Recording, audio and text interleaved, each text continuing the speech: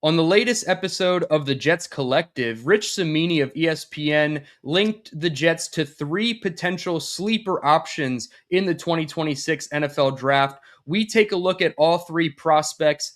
It's the DTereman Football Show, and it starts right now.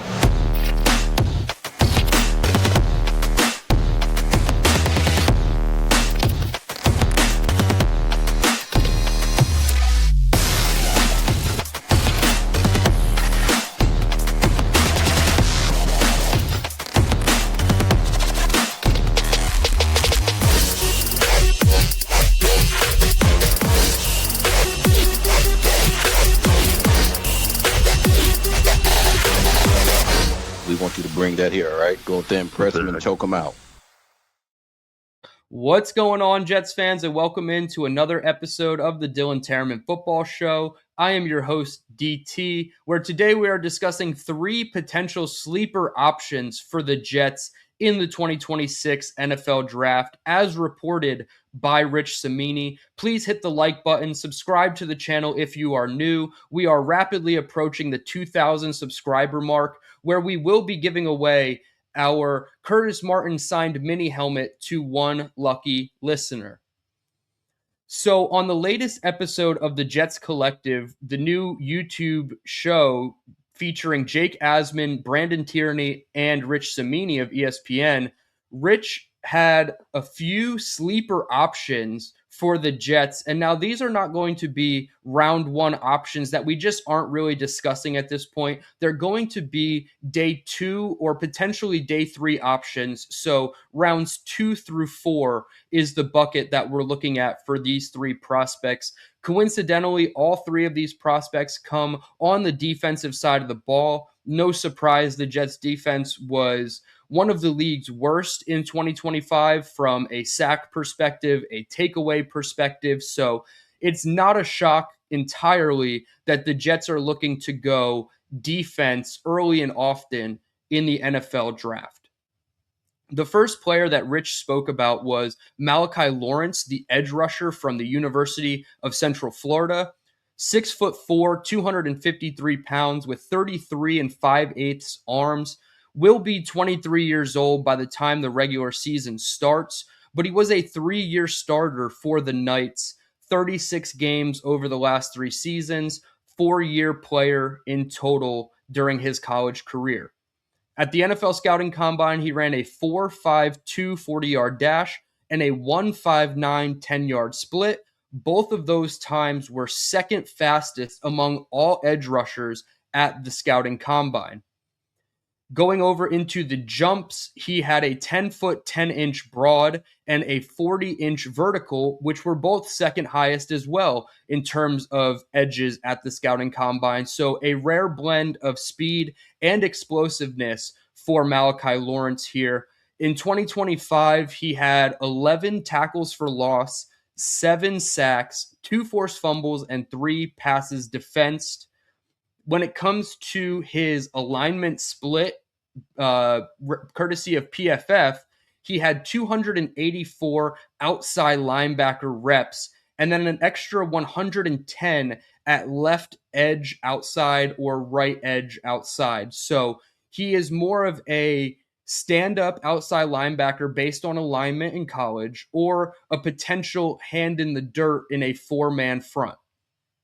To me, I think Malachi Lawrence should be discussed between picks 33 and 44. I don't know if he will be the best player available at 33 when the Jets are on the clock with that first pick in the second round on night 2 of the draft. But I do think at 44, or if they potentially trade down from either of those picks, I think Malachi Lawrence would be a really good option. Now, there's a lot of debate about who the pick is at 2, Arvell Reese from Ohio State or David Bailey from Texas Tech. If they go with the former, Arvell Reese, who does a bit of hybriding, right? He is an off-ball linebacker as well as an edge rusher. You can make the case that a true edge rusher like Malachi Lawrence in the second round could be the perfect addition for this front seven. So you add Reese at 2, Malachi Lawrence at 44, 2 immediate impact players to your front seven of this defense that is now going to be called by head coach Aaron Glenn. So I do think Malachi Lawrence is not necessarily a consolation prize for not getting a pure pass rusher in David Bailey in the first round, but I do think that he is a better complement to an Arvell Reese who can give you off-ball duties as well. So Malachi Lawrence was the first player that Rich spoke about. The second one, and staying at the same position of edge rusher, was Gabe Yakis from Illinois. He is a little bit smaller, 6'4", 260 pounds, 33-inch arms, 22 years old, so still relatively young. And we know Darren Muji and Aaron Glenn drafted young with the first 2 picks in the 2025 NFL draft. Armand Membu and Mason Taylor are still both 21 years old. So Gabe Yakis at 22 years old, he did not compete at the scouting combine, but some of his pro day numbers or estimated numbers are 4.65 to 4.69 in the 40-yard dash, so a tick slower than Malachi Lawrence. He did have 11 sacks and 13 tackles for loss in 2025 for Illinois, with 3 forced fumbles on top of that. And then you look 1 year prior, he had another 13 tackles for loss, 8 sacks, and another 3 forced fumbles in 2024. So a highly productive player at Illinois over the last 2 seasons. Looking at his PFF alignment snaps, he had 412 outside linebacker snaps and 59 at left or right edge. So more of a sample size of a stand-up outside rusher in potentially a 3-4 base defense for Gabe Yakis here. Now, I would say he's slightly lesser on the big board than Malachi Lawrence, right? If Malachi Lawrence is being talked about at pick 44, I think Gabe Yakis could be talked about between picks 50 and 60. So not much of a drop off from Malachi Lawrence, although I do think Lawrence is the better prospect as it stands today. Again, similar case with Lawrence. He's a stand-up outside linebacker, could reduce to a hand in the dirt role in a 4-man front, potentially on passing downs, right? But again, if you're going to go with Arvell Reese at 2, adding Gabe Yakis to the front 7 does similar things that a Malachi Lawrence would do, gives you 2 immediate impact players in your front 7, and he would go along with a solid trio of already existing edge rushers on the Jets roster, Joseph Asai and Kingsley Enagbare, who were signed in free agency, and then obviously Will McDonald as your pure pass rusher. So Yakis, similarly to Lawrence, he does have run versus pass flexibility and versatility, but I do think Malachi Lawrence is slightly ahead of Yakis on the big board and could be taken 20, 25 picks before him.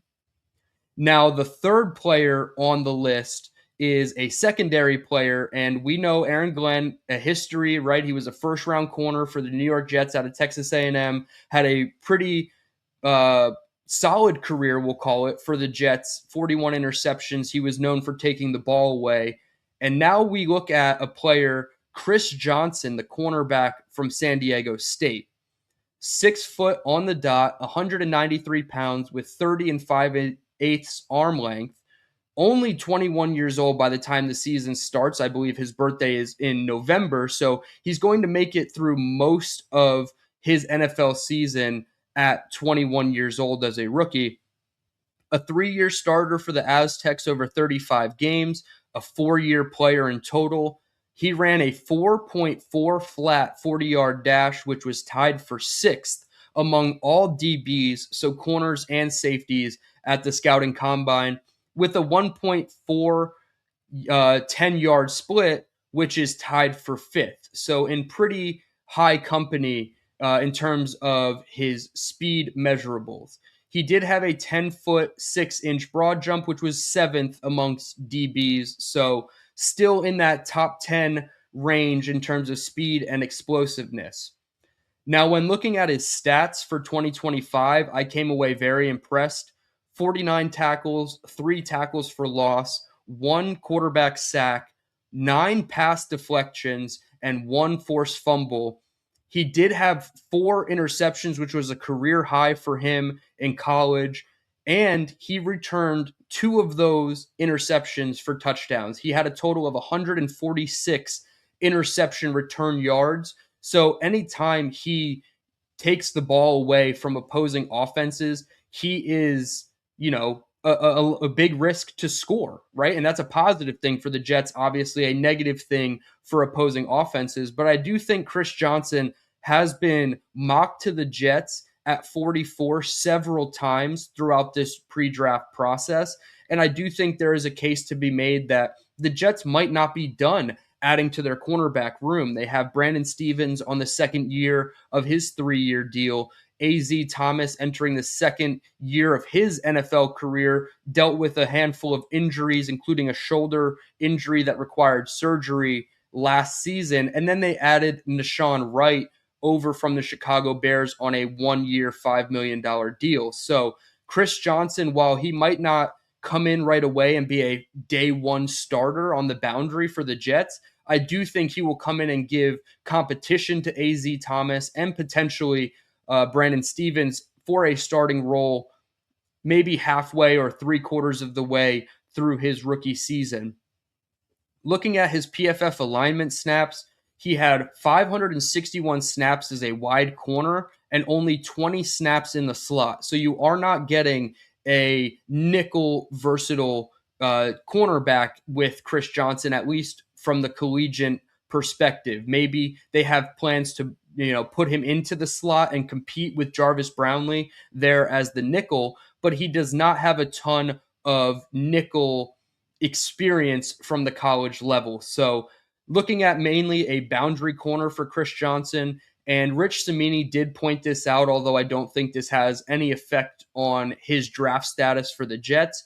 He did attend San Diego State, which is most notably general manager Darren Muji's alma mater. So we could make the case that all 3 of these guys could be in play for the Jets at 44. Obviously, the most ideal situation would be trading down, acquiring more draft capital both in this year and next year, and still coming away with one of these 3 potential players on defense. I just look at it like we need to get day one starters at 33 and 44. I would like the Jets to split this up: offense for 2 picks, defense for 2 picks in the first 2 rounds. Obviously, I would understand a scenario where they go 3 defense and 1 offense, and then maybe they just go absolutely nuts and they only take 1 defensive player at 2 overall, and then the next 3 picks are spent on the offensive side of the ball, which certainly needs some work under Frank Reich with Geno Smith at the helm. So I can make the case that all of these guys could be in play for the Jets. I would go in a different direction at 44, most likely, depending on what the board looks like. I would like to see them attack the interior of the offensive line, right? Emmanuel Pregnon from Oregon, the left guard, Keelan Rutledge from Georgia Tech, who is the guard with a lot of center versatility. Played a lot of center at the Senior Bowl as well down in Mobile a couple of months ago. So I would prefer if the Jets went offensive side of the ball more often than not between picks 2 and 44. But between Lawrence, Yakis, and Chris Johnson, I do think one of these 3 guys could actually be the pick. And then they most likely have a path to be a starter or a highly rotational impact player, which, again, is not the worst thing in the world. You obviously want everybody to be an 80 to 90 percent snap player week in and week out. But we have a solid edge rotation and, quite frankly, 3 decent options at cornerback. So maybe these are looked at as more depth and competition roles as opposed to immediate starters. And then they project out into years 2, 3, and 4 to be a starter at their position. Maybe once Brandon Stevens leaves after his deal is done, Chris Johnson slides in and he's the starter opposite A.Z. Thomas. Similarly, if Enigbare leaves after 1 season, you have Yakis or Lawrence to step in across from Osai, and then you have McDonald, potentially Bailey or Reese on who you take at 2. So you will have a solid rotation of 4 guys at either of these positions. So again, I like all 3 players. I think they do come with a lot of good qualities that the Jets can use, and all 3 players are certainly going to make the Jets better as their roster is currently constructed. I would just lean slightly different directions, and maybe this is why they're considered sleepers, because they're not necessarily the top guy on their board at each of these picks. But if they are on the board and they don't love the other options, they could be selected by New York. Let me know your thoughts in the comments below about these 3 prospects. I certainly appreciate everybody for tuning in. Hit the like button on your way out. Subscribe to the channel if you are new. DT signing out saying, let's go Jets.